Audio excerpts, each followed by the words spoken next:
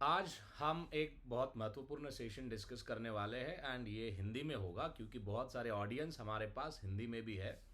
इसके थ्रू हम ये डिकोड करेंगे कि ट्रेड सेटलमेंट साइकिल जो है किस तरह से वर्कआउट करती है, और इसके ऊपर मैं आने वाले समय में एक 4-5 और एपिसोड लेके आऊँगा कि बहुत सारे लोगों ने रिक्वेस्ट करी थी कि सर आप इस पे सेशन बनाइए कि जो ट्रेड सेटलमेंट सिक्योरिटीज़ का कैसे होता है, किस तरह से सिक्योरिटीज़ मूव होती है, कैश मूव होता है। तो इसके चलते मैंने सोचा कि एक सेशन मैं रिकॉर्ड कर देता हूँ। तो ये सेशन है। प्लीज़ अगर इसको आप एंड तक देखिए और अच्छा लगा तो कमेंट करिए और शेयर भी करिए अपने लोगों के साथ, ताकि ज़्यादा से ज़्यादा लोग देखें और अवेयर भी हो जाए। तो चलिए हम डिस्कस करते हैं कि ट्रेड सेटलमेंट जो है किस तरह से काम करता है।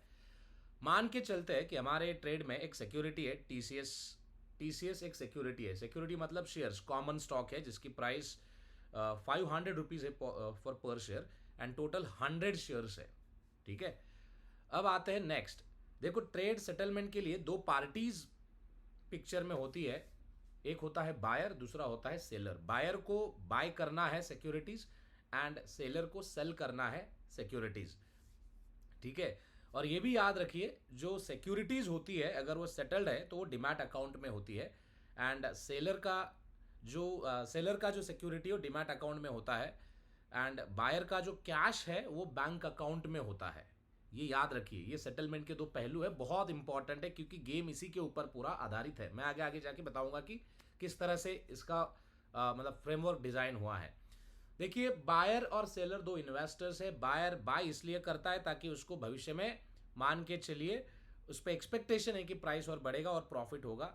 सेलर इसलिए सेल करता है कि सेलर को लगता है कि भाई चलो ठीक है, अब मुझे जो पैसा चाहिए तो मिल गया तो मैं बेचता हूँ, या कभी कभार लॉस में भी बेच सकता है। अब इसके अलावा जो इन दोनों को एक जगह पर लेके आने के लिए सबसे इंपॉर्टेंट कौन होता है, तो वो होता है ब्रोकर। कि जो ब्रोकर इंटरमीडिएट के तौर पर काम करता है, क्योंकि बायर या सेलर ये दोनों के अकाउंट्स ब्रोकर के पास ही ओपन होते हैं। और सिक्योरिटीज मार्केट में कुछ भी अगर बाय सेल करना है तो तुम्हें कोई ना कोई ब्रोकर चाहिए या दलाल चाहिए या इंटरमीडिएट चाहिए। We need someone who can intermediate, negotiate and even help to execute trades. तो वो होता है बायर। अब बायर है, सेलर है, ब्रोकर है। अब इसके अलावा और एक पार्टी चाहिए जिसको हम कहते हैं clearing corporation, NCCL, national securities clearing corporation. ये भी हमें चाहिए होता है। क्यों चाहिए होता है? क्योंकि एनसीसीएल जो सेटलमेंट का पार्ट है वो एनसीसीएल का काम है। एनसीसीएल उसको एग्जीक्यूट करता है और एनसीसीएल पूरे काउंटर पार्टीज को कम्युनिकेट करके ट्रेड को सेटल्ड करता है ऑन टाइम पे। और इसके पहले ये भी आप समझिए कि जो ट्रेड हम प्लेस करते हैं ट्रेड डेट पे, वो सिक्योरिटी स्टॉक एक्सचेंज पे हम प्लेस करते हैं अगर वो लिस्टेड सिक्योरिटीज है तो। एंड अगर अनलिस्टेड है तो उसके केस में हम डायरेक्टली ब्रोकर के थ्रू हम सिक्योरिटीज एक्सचेंज करते हैं। अब मैं आता हूं लिस्टेड के ऊपर। देखो, हमारे पास बीएससी एंड एनएससी दो स्टॉक एक्सचेंज है। वहां पर बायर एंड सेलर अपने मोबाइल से अकाउंट ओपन करके यू नो ट्रेड को प्लेस करते हैं। ट्रेड वो मैच होता है एक्सचेंज पे, एंड देन उसके बाद वो ट्रेड एनसीसीएल यानी कि सीसीपी के पास आता है। सो वहां से सीसीपी उन ट्रेड्स को एग्जीक्यूट करता है। जो सीसीपी दिख रहा है ना, ये वाला पार्ट, तो वो एग्जीक्यूट करता है। तो इस तरह से चीजें बनाई गई है। तो अगर हम मोटा मोटा बात करें तो इन सिक्योरिटी के ट्रेड में दो चीजें बड़ी है। एक है सिक्योरिटी, दूसरा है कैश फ्लो। अगर मैं सिक्योरिटीज फ्लो की बात करूं, सेलर के पास अपना डिमैट अकाउंट होता है एंड वो क्लियरिंग एजेंट और क्लियरिंग एजेंसी या सीडीएसएल या एनएसडीएल, उनके पास डिमैट अकाउंट्स होते हैं, वो होल्ड करते हैं, सेलर हो या बायर हो। तो उसके थ्रू फिर सिक्योरिटी क्या होती है, सेलर के अकाउंट से बायर के अकाउंट में जाती है। अगर आप यहाँ पे देखोगे, सेलर के अकाउंट से सिक्योरिटी जीरो हुई है एंड एनएसडीएल या सीडीएसएल ने वो सिक्योरिटी क्लियर करी है, बायर के डिमैट अकाउंट में ऐड करी हुई है। तो इस तरह से दिखता है। एंड अगर आप कैश का फ्लो देखोगे, एग्जैक्टली अपोजिट तरीके से दिखेगा। बायर के अकाउंट से कैश वहां पे 0.25 लाख बैलेंस था, और सॉरी यहाँ पर बैलेंस था, आप देखोगे तो ये बैलेंस निकल के 2.5 लाख हुआ है। सॉरी, इनके अकाउंट्स में ये बैलेंस है। अगर आप देखोगे तो यहाँ से यानी कि बायर के अकाउंट से कैश बैलेंस जाएगा, और वो यानी कि कोई भी रिजर्व बैंक के स्पॉन्सर्ड एंटिटीज है जैसे एचडीएफसी या एक्सिस, कोई भी बैंक, तो वो बैंक क्या करती है, बायर के अकाउंट से पेमेंट डेबिट करती है और सेलर के अकाउंट में वो पेमेंट ऐड कर देती है। तो इस तरह से प्रोसेस फ्लो डिजाइन हुआ है। यानी कि अगर मोटा मोटा हम देखें, सिक्योरिटीज ट्रांसफर के लिए सेलर के अकाउंट से बायर के अकाउंट में जाएगा, एंड कैश फ्लो जो होता है बायर के अकाउंट से सेलर के अकाउंट में जाएगा, क्योंकि सेलर को पैसा मिलता है और बायर को अपने सिक्योरिटीज मिलते हैं। एंड इन दोनों को सेटल्ड करने के प्रोसेस को कौन हैंडल करता है, अगर ये सवाल है, तो वो है क्लियरिंग कॉरपोरेशन या क्लियरिंग काउंटर पार्टीज। अब आपको समझ में आया होगा कि सिक्योरिटीज ट्रेड कौन हैंडल करता है। अब देखते हैं टाइमलाइन। देखो टाइमलाइन हमारे यहाँ पे ट्रेड डे और T+1 या T+2 की सेटलमेंट साइकिल डिजाइन हुई है, और इंडियन मार्केट में जितने भी ज्यादा तौर पर सिक्योरिटीज हो T+1 पे सेटल्ड होते हैं, एंड बचे कुछ T+2 पे होते हैं। अगर हम सेटलमेंट टाइमलाइन देखें, ट्रेड डेट पे क्या होता है, देखिए ट्रेड डेट पे क्या होता है। ट्रेड डेट पे ये होता है गाइज, सेलर अपने सिक्योरिटीज NSDL के पास भेज देता है, NSDL उसको ब्लॉक कर देता है, ब्लॉकिंग की प्रोसेस होती है। If you look at it, trade date पे क्या क्या होता है, जब सेलर सिक्योरिटी बेच देता है स्टॉक एक्सचेंज पे, तो इन्वेस्टर यानी कि बायर, बायर के अकाउंट में buyer buy order and block funds, यानी कि जितने अमाउंट का आप सिक्योरिटीज लेते हो बायर के अकाउंट में, फंड ब्लॉक हो जाता है। सेलर के अकाउंट में क्या होता है, investor seller, so it means investor seller के अकाउंट में in place sell orders and block shares, यानी कि सेलर के अकाउंट से NSDL अपने सिक्योरिटीज जो है सेलर के अवेलेबल अकाउंट्स में, डिमैट अकाउंट्स में, उसको ब्लॉक कर देता है। तो यहां पर दो रोल्स बहुत ज्यादा इंपॉर्टेंट है। बैंक फंड ब्लॉक कर देता है, एंड ये जो अपना क्या बोलते हैं, सॉरी, डिपॉजिटरीज सिक्योरिटीज ब्लॉक कर देती है सेलर के अकाउंट में। आप शायद दो चीजें समझ गए होंगे। थर्ड है clearing member. Clearing member execute trades on exchange. जो ट्रेड एक्सचेंज पे एग्जीक्यूट हुआ है, क्लियरिंग मेंबर्स उसको एग्जीक्यूट कर देता है, प्लेस हुआ है उसको एग्जीक्यूट कर देता है।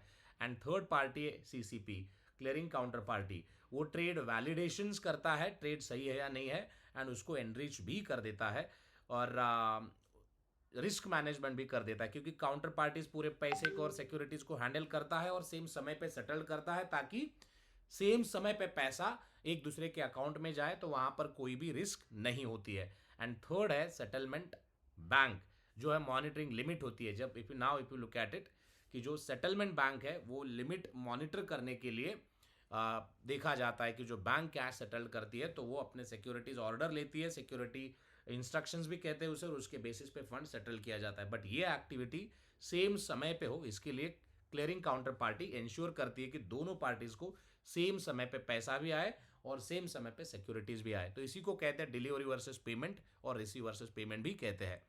अब आता हूं मैं क्लियरिंग एजेंट का काम। हमने देखा ट्रेड डेट पे क्या होता है, अब आता हूं मैं क्लियरिंग एजेंट पे क्या होता है। देखो क्लियरिंग एजेंट पे ये होता है कि जो ऑब्लिगेशंस है, जो यानी कि ट्रेड डेट पे जो बाय और सेल के ऑर्डर्स आए थे, उनको कंफर्म में बदल दिया जाता है। ये पूरी चीजें कंफर्म करी जाती है, और उसी प्रोसेस को कहते हैं क्लियरिंग करना। जैसे कंफर्म ऑब्लिगेशंस इन्वेस्टर्स के बुक में भी और बायर्स के बुक में भी confirm obligations, then clearing members के बुक में नेट ऑब्लिगेशंस कैलकुलेशंस होते हैं, देन CCPs में नोवेशन एंड नेटिंग होता है, and third settlement and bank में प्रोसेस फंड्स इंस्ट्रक्शंस। तो ये पूरी चीज़ें यहाँ पर इनिशिएट होती है। एंड थर्ड है फाइनली सेटलमेंट T+2, कि जहाँ पर if you look at it, ये देखो यहाँ पर आप ये भी देख सकते हो कि क्या क्या हो रहा है। सिक्योरिटी सेलर के अकाउंट से NSDL के पास जा रही है, एंड फंड यहाँ से यहाँ जा रहा है। So now if I click on settlement, so आप देख लेना कि कैसे हो रहा है। बायर के अकाउंट से पैसा डायरेक्टली सेलर के अकाउंट में जाएगा, एंड सिक्योरिटीज भी डिमैट अकाउंट में जाएगी। If you look at it, ये सिक्योरिटीज मूव हो रही है, सी दिस, इस तरह से होता है। वो डिजिटल सर्टिफिकेट्स है, तो वो मूव होते हैं, तो शेयर्स एक अकाउंट से जाके दूसरे के अकाउंट में जाएगा, क्योंकि चाहे कैश हो या सिक्योरिटीज हो, दोनों ट्रांसफरेबल सिक्योरिटीज है, यानी कि एक अकाउंट से दूसरे अकाउंट में ट्रांसफर हो जाएगा बस। बट शेयर्स को ट्रांसफर करने के लिए हमें क्या चाहिए, डिमैट अकाउंट चाहिए होता है, और कैश को ट्रांसफर करने के लिए हमारे पास बैंक अकाउंट चाहिए होता है। इतना ही है इसमें प्रोसेस देखा जाए तो अगर ये आप देखोगे मोटा मोटा, ट्रेड डेट पे ट्रेड मैच होते हैं, उसको वेरीफाई वैलिडेशंस किया जाता है, देन बाकी काउंटर पार्टीज वगैरह पिक्चर में आती है to settle the trades, and settlement date पे एक्चुअली पे आउट कंफर्मेशन होता है। सेलर को कैश मिलता है और बायर को सिक्योरिटीज मिलती है। तो इसमें अगर कहीं गड़बड़ हो जाती है तो फेल भी हो जाता है कई बार, तो वो भी चीज़ें हम एक दो सिनारियोज देख सकते हैं। फेलियर क्यों होता है, फेलियर दो चीज़ों की वजह से होता है, एक कैश शॉर्टेज अगर मतलब रहा, कैश अगर बायर के बुक में मान के चलिए ऑन टाइम पे अगर कम रहा तो अप टू 15 डेज, सॉरी 15% पर आनम का चार्जेस लग सकता है। एंड सिक्योरिटी शॉर्टेज अगर रही तो वो ऑक्शन होती है, यानी कि फेल ट्रेड माना जाएगा और उसको कैंसिल किया जाता है। तो ये चीज़ें है कि जहाँ पर हमें देखने को मिलेगा कि सिक्योरिटीज़ किस तरह से वर्कआउट करते हैं या सेटलमेंट फ्लो किस तरह से वर्कआउट करता है। सो हम थोड़ा सा लिटिल बिट मोर देखेंगे कुछ है क्या यहाँ पर। सो यस, सो कई बार आपने देखा होगा कि सिक्योरिटी मैसेजेस वगैरह भी जनरेट होते हैं। सो अगर हम ट्रेड प्लेस करते हैं तो आप देखिए कि बहुत सारे मैसेजेस है कि जो यहाँ पर जनरेट होते हैं। अभी स्विफ्ट भी चेंज हुआ है हालांकि, तो उसके मैसेजेस का जो तरीका है वो चेंज हुआ है, लेकिन पहले क्या हुआ करता था, जैसे MT355 ये पेमेंट रिसीव्ड आने पर ये डोमेस्टिक नहीं इंटरनेशनल मार्केट में यूज़ होगा, और MT548 जिसमें प्रोसेसिंग जब इंस्ट्रक्शंस प्रोसेस होते तो उसके लिए होता था। MT103 सेंट यानी कि कोई मैसेजेस सेंट होते हैं तो उसके लिए होता था। MT202 या MT542 ये बहुत सारे हैं, तो इसमें मैं इन्हांसमेंट करके लेके आऊँगा क्योंकि अभी चेंज हुआ है। So that doesn't make any sense कि अगर मैं वो चीज़ें डिस्कस करता हूँ तो। लेकिन हालांकि जो मैसेजेस हुआ करते थे ऐसे दिखते थे, जैसे जनरल या सब इफ आइजिन सब सेफ, तो ऐसे मैसेजेस हुआ करते थे। ये स्विफ्ट मैसेजेस का फॉर्मेट है, if you look at it. देखो, say this ISIN, then market identifier, settlement cycle, currency, ये पूरी चीजें है।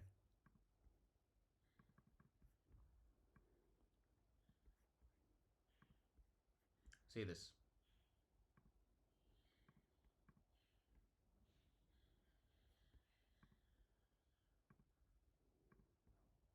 ऑलराइट। सो इस तरह से गाइस सेटलमेंट वर्कआउट करता है। आई होप कि अब आपको समझ में आया होगा कि सेटलमेंट ऑफ सिक्योरिटीज कैसे वर्कआउट करती है।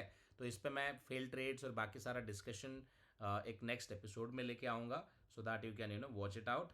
सो हम देखेंगे कि भाई अगर फेल ट्रेड हो जाता है तो कैसे होता है। और बहुत सारी उसमें चीज़ें है, बहुत सारे रेगुलेशंस है, बहुत सारी चीज़ें हैं, so that I want to focus on. If you look at it, ये सिक्योरिटीज़ लेजर है, देखो इस तरह से अपडेट होता है कि time stamp, reference ID, custodian कौन है, T+2, ये पूरी चीज़ें कैप्चर होती है हर ट्रेड के साथ, तभी वो सेटल्ड होता है। इतना भी ईजी भी नहीं होता है कि सेटल्ड हो रहा है। सो बहुत सारी प्रोसेसेस उसमें होती है। सो आई होप कि ये चीज़ें आपको समझ में आ रही होगी। उसमें कंप्लायंस भी होते हैं, बहुत सारे रेगुलेशंस है, जैसे पैन चेक होता है, KYC, AML, security transaction compliance, ये पूरी चीज़ें चेक होती है, और तभी जाके आगे ये सेटल्ड होता है। इसमें रेगुलेशंस भी है, जैसे सेबी का रेगुलेशन है, फेमा है, डिपॉजिटरीज एक्ट है, ये भी चेक किया जाता है। और टेक्निकल अगर डेटा आप मुझे पूछते हो किसी भी ट्रेड के पीछे, ISIN, market identifier, settlement cycle, currency, buyer BIC code, seller BIC code, correspondent BIC code and custodian, ये होगा ही होगा। इसके अलावा रिस्क एंड मार्जिन में इनिशियल मार्जिन स्पैन होता है, एक्सपोजर मार्जिन होता है, एक्सट्रीम लॉस मार्जिन होता है, और नेटिंग, इसके रेट्स दिए गए आप देख सकते हो। एंड सेटलमेंट इंस्ट्रक्शंस में आप instructions reference, matching status, place of settlement, hold and release status, ये पूरी चीज़ें होती है। तो इस तरह से चीज़ें वर्कआउट गाइस इसमें करी जाती है और होती है। सो आई होप कि आपको समझ में आया होगा। सो नेक्स्ट एपिसोड में I will bring with couple of fail trades कैसे होते हैं और एक सेटलमेंट की पूरी साइकिल कैसे दिखती है, मैं वो चीज़ें लेके आऊँगा। अगर पसंद आया हो, अच्छा लगा हो, तो आप कमेंट करिएगा, क्योंकि इसको बनाने के लिए हज़ारों के खर्चे होते हैं, और एक तो व्यूज़ ना मिलने के कारण फिर से हमें डिमोटिवेशन आता है कि लोगों को पसंद ही नहीं आता है कंटेंट, तो क्या ही बनाना है करके। तो इसलिए आप इसको कमेंट करिए, देखने के बाद एटलीस्ट कमेंट करिए और इनकरेज करिए। Thank you.